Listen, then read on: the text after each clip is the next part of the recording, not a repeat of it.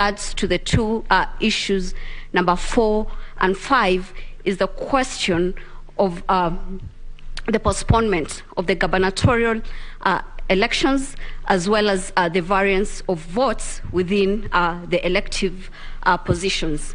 As to the mathematicals, the custodian of the numbers has demonstrated before this court this morning that there is actually no variance, and whatever variance could be explained. But more importantly, Honorable Chief Justice and the judges of the Supreme Court, what is the grievance against our client? That is William Samoei Ruto and Honorable Rigathi Gachagua. I would pick the choice of words as pleaded by the petitioners for obvious reasons. This is an election petition, a presidential election petition that has the crust of proving its standard to the required well laid down principles in law. Now, this is what one Celestine Anyango tells us.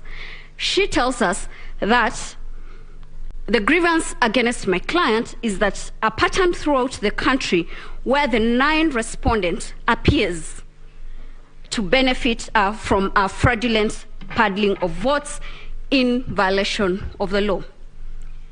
They are not sure of that.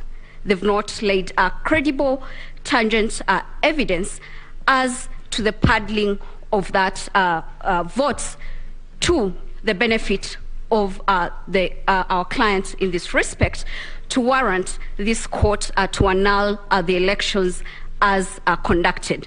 But what is more disturbing is the position of the Kenyan voter.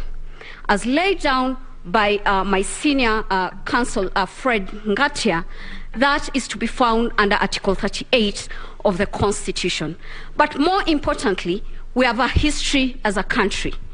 We are a country that has been privileged to legislate on each and every issue that has been litigated before these courts.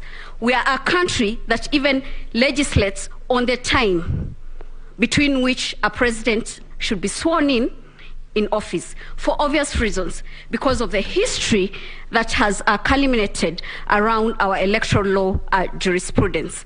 Now, the appreciation of the cornerstone of Article 38 then would seek refuge in the Constitution of Kenya Review Commission. This court, in the famous BBI case, categorically stated the history behind our constitutional making process.